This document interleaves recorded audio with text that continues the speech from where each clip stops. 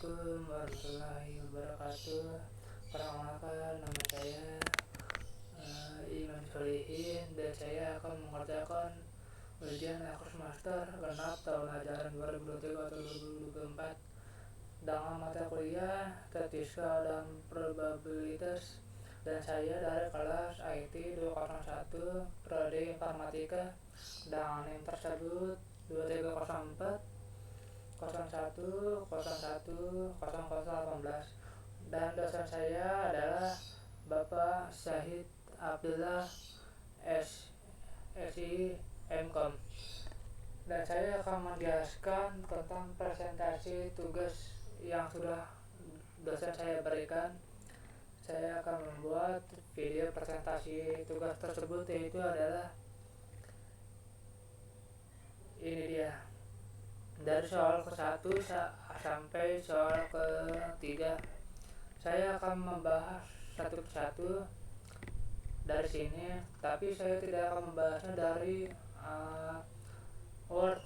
Saya akan membahasnya yang sudah saya sampaikan di tugas aplikasi sebelumnya. Di sini saya sudah menyiapkan jawabannya juga, yang sudah saya siapkan jawabannya ke tugas tersebut. Baik, saya akan mulai pembahasannya. Distribusi normal, juga dikenal sebagai distribusi Gaussian, adalah distribusi probabilitas kontinu yang simetris dan berbentuk lonceng bercurve. Distribusi ini ditandai oleh dua parameter utama, mean atau rata-rata, standar deviasi dengan bentuk logo seperti itu yang digambarkan lebar distribusi. Beberapa karakteristik utama dari distribusi normal. Satu, yaitu simetri. Distribusi normal bersifat simetris terhadap mina. Ini berarti bahwa setengah dari data akan berada di sisi min dan setengah lainnya di sisi kanan. Mean, median, dan modus yang sama. Dalam distribusi normal, nilai mean, median, dan modus adalah sama dan rata-rata berbentuk kurva.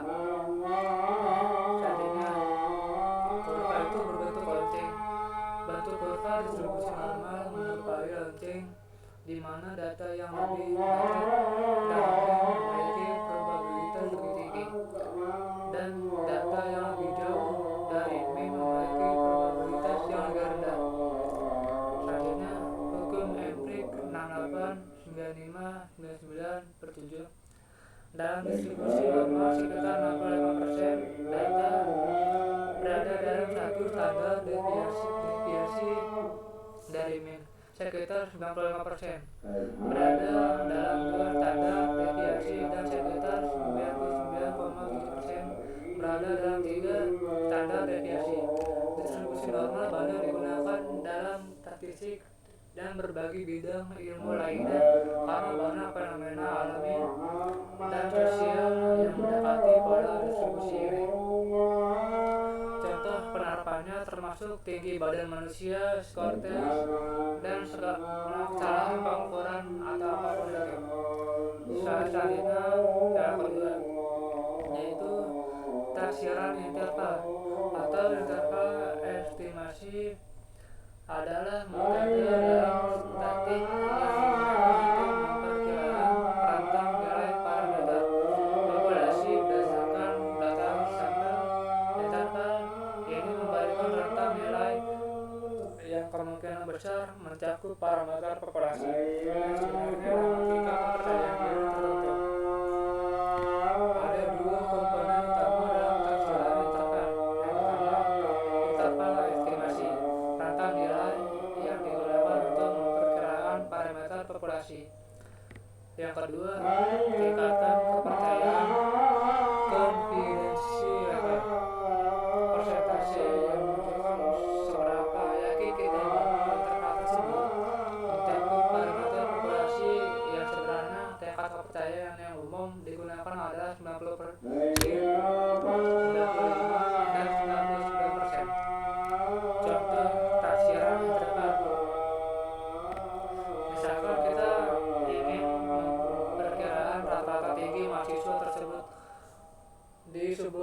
universitas, kita mengambil sampel acak dari 30 mahasiswa dan mendapatkan rata-rata tinggi sampel min sebesar 170 cm dan standar deviasi sampel standar sebesar 5 cm. Kita ingin menghitung taksiran interval rata-rata tinggi populasi dengan tingkat kepercayaan 95%. Langkah-langkah sebagai berikut. Yang pertama, menentukan rata-rata sampel S bintang 170 cm. Yang kedua, menentukan standar deviasi sampel S 5 cm. Yang ketiga, menentukan ukuran sampel N 30. Yang keempat, menentukan nilai ID untuk tingkat kepercayaan 95%. Untuk tingkat kepercayaan 95%, nilai ID dari tabel distribusi normal adalah sekitar 1,96. Menghitung margin of error. Nah, ini tentang ini saya akan membahasnya yaitu di C+ ataupun program untuk mendeteksi kata-kata yang udah saya buat ini. Kalian bisa mencoba ini dan dilanjutkan di aplikasi C+ atau apapun itu program yang bisa kalian pakai. Menghitung margin error yang kalian bisa copy, ikutin kata-kata ini dan akan dicoba apakah berhasil atau tidak. Saya belum coba juga, tapi saya sebelumnya belum coba berhasil. Dan selanjutnya menghitung interval kepercayaan. Nah, seperti ini kalian bisa copy. Nah, kalau kalian udah mengikuti semuanya yang ini, jadi taksiran interval rata-rata tinggi populasi mahasiswa dengan tingkat kepercayaan 95% adalah 168,21 cm hingga 171,79 cm. Artinya kita 95% yakin bahwa rata-rata tinggi mahasiswa di universitas tersebut berada dalam rentang 168,21 cm hingga 171,79 cm. Soal ketiga. Hipotesis adalah pernyataan atau asumsi yang dapat diuji mengenai hubungan antara dua atau lebih variabel dalam konteks penelitian ilmiah dan statistik. Hipotesis adalah klaim sementara yang dibuat berdasarkan pengamatan awal dan diuji melalui eksperimen atau analisis data. Jenis hipotesis. Hipotesis 0. HO, pernyataan yang menyatakan tidak ada hubungan atau efek antara variabel yang diuji. Ini adalah hipotesis yang diuji secara langsung dalam analisis statistik.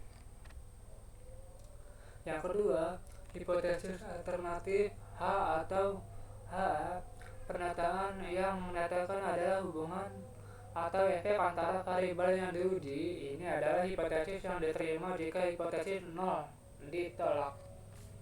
Langkah-langkah pengujian hipotesis. Yang pertama adalah menyusun hipotesis 0 dan hipotesis alternatif, menentukan HO dan H1.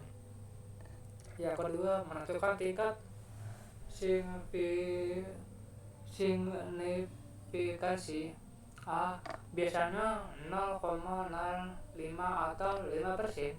Ini adalah probabilitas untuk menolak HO.